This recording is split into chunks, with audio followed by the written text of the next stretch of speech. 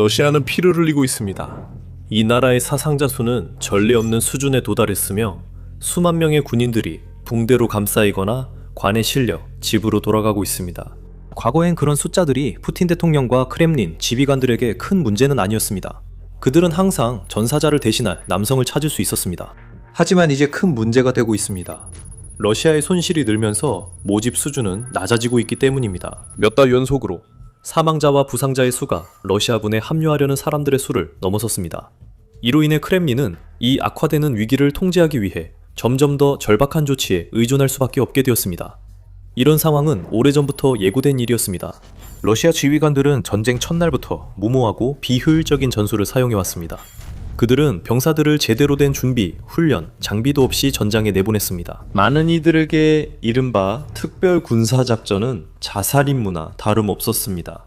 그리고 우크라이나가 모스크바의 예상보다 훨씬 강하게 저항하자 첫 번째 러시아 병사들이 전투에서 쓰러지는 데는 오랜 시간이 걸리지 않았습니다.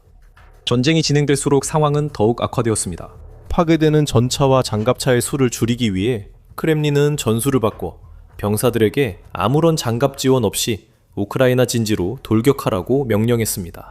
그 이후로 수많은 분대가 죽음으로 내몰렸습니다. 형제, 아버지, 아들들이 고기 조각처럼 취급당하며 무지한 지휘관들에 의해 총알바지로 내던져지고 있습니다. 이 지휘관들은 수년간의 반대 증거에도 불구하고 자신들의 무식한 힘만 믿는 전술이 결국에는 성과를 낼 것이라고 계속 믿고 있습니다. 한편 우크라이나는 해가 갈수록 점점 더 강해졌습니다. 이제는 단순히 참호를 파고 러시아의 공격을 견디는 것에 그치지 않았습니다. 우크라이나는 적극적으로 적을 찾아내어 파괴하고 드론 전쟁의 기술을 익히는 한편 크렘린의 전쟁 기계에 맞서기 위해 더 크고 더 강력하며 더 폭발적인 무기들을 개발하고 있었습니다. 평범한 사람들도 불길한 징조를 알아볼 수 있었습니다. 러시아의 어리석은 전략은 장기적으로 전혀 지속 가능하지 않았고 국가의 참혹한 사상자 수가 감당할 수 없을 정도가 되는 것은 시간 문제일 뿐이었습니다. 실제로 2025년 2월로 거슬러 올라가 보면 전쟁연구소는 러시아가 더 이상 사상자를 보충할 만큼 충분한 병력을 모집할 수 없는 단계에 이르고 있다고 지적했습니다. 러시아의 현재 병력 충원 체계는 러시아군이 현재의 공격 작전 속도를 유지하는 데 필요한 인력을 모집하지 못하는 것으로 보입니다. 모든 징후가 이미 나타나고 있었습니다. 러시아가 엄청난 수의 병력을 잃고 있다는 것뿐만 아니라 군대에 새로운 인원을 충원하는데 점점 더 어려움을 겪고 있다는 충분한 증거도 있었습니다. 예를 들어 러시아의 지역 당국은 새로운 지원자들을 유치하기 위해 몇 달간 더 집중적인 홍보 캠페인을 시작했고 입대할 경우 본인과 가족에게 지급되는 일회성 보상금도 인상했습니다. 이런 보상금은 러시아 평균 임금을 크게 넘어서기 시작했고 크렘린은 더 많은 현금이 더 많은 지원자를 유인할 것이라 기대했습니다. 러시아 국방부 장관도 특정 질병이나 장애가 있는 사람들도 군에 입대할 수 있도록 법률을 개정하는 조치를 취했습니다. 러시아는 남은 몇 안 되는 동맹국인 북한에 쿠르스크 지역에서 우크라이나가 점령한 러시아 영토 해방을 위해 군대 파견을 요청하기도 했습니다. 이 모든 증거가 쌓이는 것을 보면서 합리적인 국가라면 전장에서 전술을 조정해 사상자 수를 줄였을 것입니다. 예를 들어 지휘관들은 전선에서 무의미하고 자살적인 돌격 명령을 그만 내렸을 수도 있었을 텐데 그렇게 했다면 더 많은 러시아 병사들이 살아남아 온전한 상태로 다음 전투를 준비할 수 있었을 것입니다. 하지만 최근 몇 년 동안 러시아는 합리적인 국가로 인식된 적이 거의 없습니다. 심지어 사상자 수가 누구도 지속 가능하다고 볼 수 없을 정도로 치솟았을 때조차 러시아는 고집스럽게 어리석고 무모한 전술을 계속 고수했습니다. 신병들은 계속해서 전선에 도착했지만 곧바로 위험한 사지로 내몰렸습니다. 많은 이들이 복무 첫 몇 주 만에 목숨을 잃었습니다. 실제로 2024년 말까지만 해도 주요 분석가들은 러시아 신병의 평균 기대 수명이 2주에서 한 달 사이에 불과하다고 밝혔습니다. 시간이 지날수록 그 기간은 더욱 짧아졌습니다. 러시아가 전선의 손실을 보충할 만큼 충분한 병력을 모집하지 못하는 것은 시간 문제였습니다. 그리고 그 순간은 전투가 시작된 지 거의 4년이 지난 2025년 말에 찾아온 것으로 보입니다. 2026년 초의 보고서에 따르면 러시아는 모집할 수 있는 병력보다 수천 명 더 많은 병력을 잃기 시작한 것으로 드러났습니다. 그것은 전쟁의 중요한 순간이었으나 우크라이나는 일일성인지 새 추세의 시작인지 지켜봐야 했고 결국 새 추세의 시작이었습니다. 같은 패턴이 이후 몇 달 동안 계속되었습니다. 그리고 다시 한번 2025년 말부터 2026년 초까지 여러 달 연속으로 러시아는 모집한 병사보다 더 많은 병력을 잃었습니다. 정확한 수치는 알 수 없고 추정치는 출처마다 다르지만 우크라이나에서 러시아 병사들이 안전하게 항복할 수 있도록 마련된 국가 한라인인 살고 싶다 이니셔티브는 2026년 첫 3달 동안 러시아가 8만 명 조금 넘는 인원을 모집했다고 주장합니다. 한편 우크라이나 총참모부의 자료와 전쟁연구소가 반복해서 밝힌 바에 따르면 같은 기간 동안 크렘린은 8만 5천 명이 넘는 손실을 입었다고 합니다. 이는 독일 연구원 야니스 클루게가 2024년 이후 러시아의 모집 수준이 어떻게 변했는지 조사한 자료로도 뒷받침됩니다.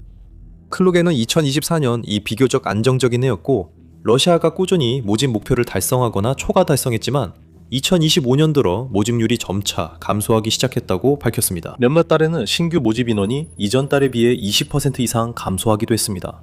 그리고 2026년이 되자 그 차이는 뚜렷하게 드러났습니다. 올해 첫 몇 달 동안 러시아는 하루 평균 800명 정도의 병사난을 모집하고 있었습니다. 하지만 2025년 1분기에는 하루에 1000명에서 1200명까지 모집하고 있었습니다.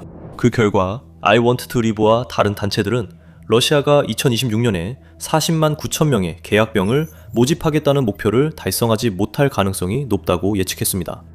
그리고 이는 전혀 놀라운 일이 아닙니다. 나라가 계약을 맺고 몇 주 만에 죽을 가능성이 높은 사람들을 찾는 것이 점점 더 어려워지는 데에는 여러 가지 이유가 있습니다. 전쟁이 시작됐을 때는 그렇게 어렵지 않았습니다. 그 당시에는 러시아가 여전히 선전기계에 의존해서 특별 군사작전이 순조롭게 진행되고 있다고, 우크라이나 국민들이 용감한 러시아 영웅들에게 해방되기를 기다리고 있다고, 그리고 모든 작전이 금방 끝날 것이라고 사람들을 믿게 만들 수 있었습니다. 많은 순진하고 잘 속는 건장한 남성들이 그 이야기들을 믿었습니다. 그들은 군대에 지원해서 자신이나 가족을 돕기 위해 두둑한 돈을 받고 전선에서 복무한 뒤 키이우 정복이 끝나면 집으로 돌아갈 수 있을 거라고 생각했습니다. 하지만 몇 주가 몇 달이 되고 몇 달이 몇 년이 되면서 크렘린의 거짓말은 점점 더 쉽게 꿰뚫어볼 수 있게 되었습니다. 여전히 싸우려는 사람들도 많았지만 점점 진실을 깨닫기 시작했습니다. 그들은 우크라이나 전선에 가는 것이 사실상 사형 선고임을 알고 있었습니다. 그들은 러시아가 이 전쟁에서 이기지 못하고 있으며 앞으로도 수년간 계속될 것이라는 사실을 알 수 있었습니다. 그리고 점점 더 많은 사람들이 그 일에 관여하고 싶어 하지 않았습니다. 시간이 흐르면서 러시아 모집 담당자들은 전쟁에 나가 싸우라고 설득하기가 훨씬 더 어려워졌고, 이에 그들은 더욱 절박해졌습니다. 그들은 단순히 제공하는 금전적 보상을 늘린 것뿐만 아니라 할당량을 채우기 위해 더 교활한 수법까지 동원했습니다. 예를 들어 그들은 교도소에 들어가 죄수들에게 6개월 또는 12개월 동안 군인으로 복무하면 감옥에서 나올 수 있고 형량도 사면해주겠다고 제안했습니다. 그들은 보통 군 복무에서 면제되는 HIV, 결핵, C형 간염과 같은 중증 또는 말기 질환을 가진 사람들까지 모집하기 시작했습니다. 그들은 알코올 중독이나 약물 문제가 있는 사람들에게 군복무 계약서에 강제로 서명하게 했고, 많은 이들이 자신이 무엇에 동의하는지조차 몰랐다고 전해집니다. 그들은 소수민족과 이민자들에게 군대에 입대하지 않으면 추방하겠다고 위협했고, 전국의 가장 가난한 지역 사회에 압박을 가했습니다. 그들은 심지어 수천 명의 아프리카 남성들을 속이고 인신매매하여 전쟁에 참여하게 했으며, 거짓구실과 노골적인 거짓말, 그리고 높은 급여를 약속하는 허위 약속으로 그들을 고향에서 유인했습니다. 하지만 이 모든 노력에도 불구하고 사상자를 만회하기에는 충분하지 않았습니다. 러시아는 여전히 충원할 수 있는 인원보다 더 많은 병력을 잃고 있습니다. 그래서 이제 러시아는 더욱 절박해지고 있습니다. 하지만 그 이야기를 더 깊이 들어가기 전에 여러분은 더 밀리터리 쇼를 시청하고 계십니다. 아직 구독하지 않으셨다면 지금이 바로 구독할 때입니다. 러시아 모집 담당자들은 가난한 이들, 소수민족, 병든 이들, 허약한 이들을 겨냥하다가 이제는 청년층에 집중하고 있습니다. 2026년 4월에 발표된 놀라운 CNN 보도에 따르면 러시아 전역의 대학생들과 졸업생들만을 대상으로 한 대규모 모집 캠페인이 드러났습니다. 이전의 다른 모집 캠페인들처럼 이번 캠페인도 거짓말로 가득합니다. 예를 들어 수많은 러시아 대학 웹사이트, 소셜미디어 페이지, 지역 언론 보도를 분석하고 학생들과 직접 대화한 결과 CNN은 러시아 모집 담당자들이 학생들에게 1년짜리 단기 계약과 최전방 근처에서 복무하지 않고도 첨단 기술을 배울 수 있는 기회를 약속했다는 사실을 밝혀냈습니다. 실제로는 이 중 대부분이 완전히 사실이 아닐 가능성이 높으며 전문가들은 지원하는 학생들이 언제든지 예고나 대책 없이 최전방의 살상지대로 파견될 위험이 있다고 경고합니다. 이 캠페인은 러시아 국방부가 새로운 군사부서인 무의 시스템 부대, 즉 드론전에 전적으로 전념하는 부대의 창설을 발표한 지 불과 몇 달 뒤인 1월에 시작된 것으로 보입니다. 곧이어 러시아 전역의 대학들은 군 모집 영상, 이미지, 포스터를 소셜미디어 채널에 공유하기 시작했고 졸업생들에게 지원을 권장하거나 심지어 권고하기도 했습니다. 일부 대학은 더 나아가 러시아 군인과 참전 용사들을 초청해 학생들에게 이른바 특별 군사작전에 대해 선전이 가득한 동기부여 연설을 하도록 했습니다. 학생 문제를 전문으로 다루는 한 독립 러시아 언론 매체가 이 이야기를 더 깊이 파헤쳤고 러시아와 점령된 우크라이나 지역 전역에서 최소 269개의 대학과 전문대학, 이 모집 캠페인에 적극적으로 참여하고 있다는 사실을 밝혀냈습니다. 여기에는 푸틴 본인이 공부했던 상트페테르부르크 국립대학교와 모스크바의 최고 경제대학 등 이 나라에서 가장 명망 있는 기관들도 포함되어 있습니다. 실제로 이 경제대학은 2월에 자체 무인 시스템 축제를 개최하기도 했습니다. 이미지와 동영상, 소셜미디어 게시물을 보면 이 마케팅 캠페인이 젊은 세대를 겨냥하는 것이 분명합니다. 한 영상에서는 젊은 러시아 남성이 방에서 게임을 하고 내레이션이 "너는 게임에 시간을 낭비하고 있다고 들었지" 라고 말합니다. 그 게이머는 이어서 내레이션이 계속되는 동안 드론 조종사로 변신합니다. 하지만 네 경험이 특별히 가치 있는 곳이 있다 라는 내레이션이 이어집니다. 이것은 단순하지만 잠재적으로 효과적인 마케팅 전략이며 비디오 게임을 테마로 한 요소는 다른 마케팅 자료에서도 거의 항상 등장합니다. 예를 들어 볼고그라드의 프리아노프 러시아 경제대학교 영상에서는 화면이 분할되어 한쪽엔 게이머, 다른 한쪽엔 드론 조종사가 등장합니다. 자막에는 올바른 스킨을 선택하세요 라고 적혀 있습니다. 일부 모집 게시물에서는 심지어 게이머가 지원 과정에서 우대된다고 명확하게 명시하고 있습니다. 이는 젊은이들에게 큰 압박감을 줍니다. 많은 이들이 인생의 다음 단계로 고민하지만 올바른 길을 선택할 조언이나 롤모델이 부족할 수 있습니다. 일부에게는 이 모든 캠페인이 배신처럼 느껴지기도 합니다. 자신들을 교육하고 성장시켜야 할 기관들이 이제는 오히려 자신의 인생을 포기하라고 권유하고 있기 때문입니다. 한 학생은 이 문제에 대한 감정을 CNN에 이렇게 전했습니다. 학생들은 큰 압박을 받고 있습니다. 특별 군사작전에 참여하라는 말을 듣는 것도 매우 불쾌합니다. 대학교가 당신을 전쟁터로 보내려 애쓴다는 걸 깨닫는 건 더 끔찍합니다. 또 다른 학생은 캠퍼스 채용 행사에 참석한 학생들에게는 학자금 배출 탕감과 각종 혜택, 그리고 물론 전방이 아닌 후방에서 단 1년만 복무하면 된다는 등 엄청난 약속이 주어졌다고 밝혔습니다. 이것은 지금까지 전쟁 중 가장 치밀하게 계획된 모집 캠페인 중 하나임이 틀림없습니다. 이 캠페인 진행 방식을 정확히 결정한 것은 러시아 국방부, 즉 국가 최고 권위 중 하나였습니다. 러시아 군사 변호사 아르템 클리에거에 따르면 국방부는 대학에 매우 구체적인 지침을 내렸으며 누구를 대상으로 삼고 어떻게 그들의 관심을 끌 것인지까지 지시했다고 합니다. 국방부의 지침에는 남학생과 여학생 모두를 대상으로 삼아야 하며 대학에서는 지원자가 일반 병사에 비해 적의 공격을 받을 위험이 낮으면서도 독특한 지식과 기술을 얻을 수 있다는 점을 강조하라고 명시되어 있습니다. 또한 최소 40만 루블, 즉 거의 5,000달러에 달하는 상당한 금전적 인센티브를 제공하라고 명령하고 있습니다. 하지만 일부 대학들은 이보다 훨씬 더 나아가고 있는데, 예를 들어 상트페테르부르크 공립대학교는 가입만 해도 약 1만 달러의 일회성 지급금을 제공하고 이어서 연간 기본급여로 거의 7만 달러를 지급하고 있습니다. 클리거는 이 캠페인 전체에서 진실이 담긴 유일한 부분은 아마도 돈일 것이라고 언급합니다. 나머지는 모두 거짓말입니다. 이것은 기한도 없고 특별한 조건도 없는 러시아 군대와의 단순한 계약일 뿐입니다. 이 광고들은 한 가지 중요한 사실을 언급하지 않기 때문입니다. 푸틴은 2022년 9월에 서명한 부분 동원령을 공식적으로 취소한 적이 없습니다. 그 명령은 러시아군 입대자들의 상황을 완전히 바꿔놓았으며 모든 신규 군사 계약이 부분 동원령 기간이 끝날 때까지 계속 유효하다고 규정했습니다. 그 기간은 아직 끝나지 않았기 때문에 지금 계약을 체결하는 사람은 여전히 이 명령에 적용을 받습니다. 다시 말해 1년짜리 고정기간 계약이라는 것은 존재하지 않습니다.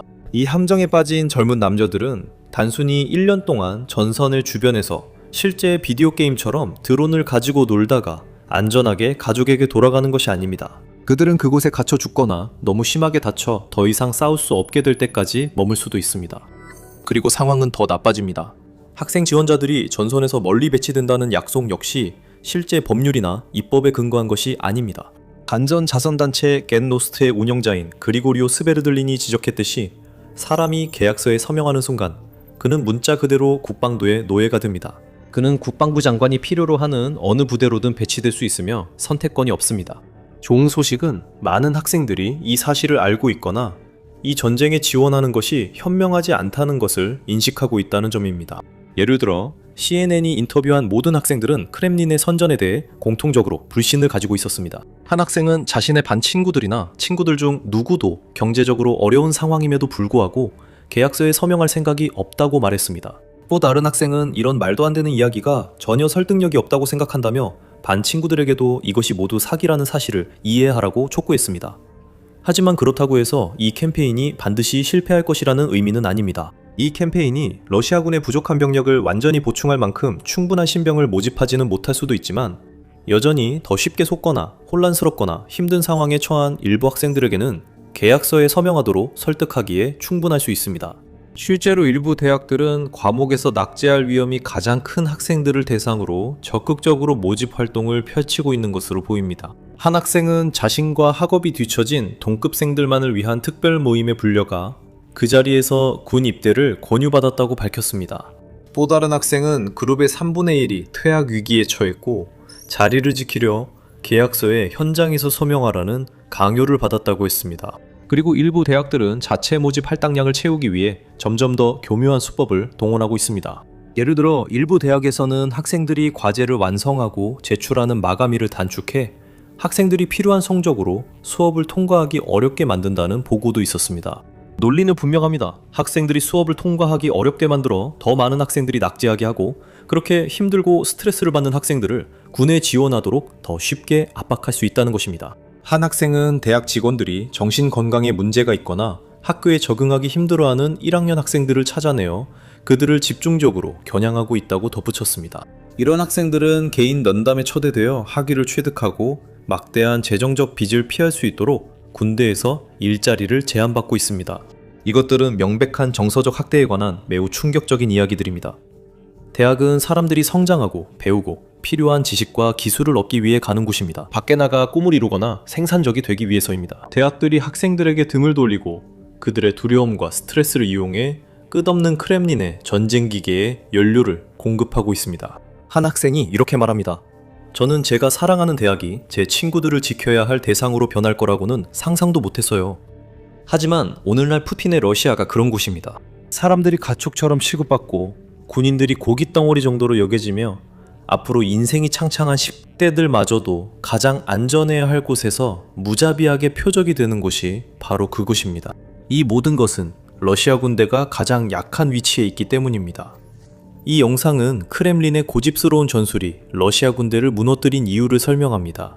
또는 이 영상을 통해 크렘린 측 병력이 군인에게가 아니라 드론과 로봇에게 항복하도록 강요받는 놀라운 이야기를 확인해보세요.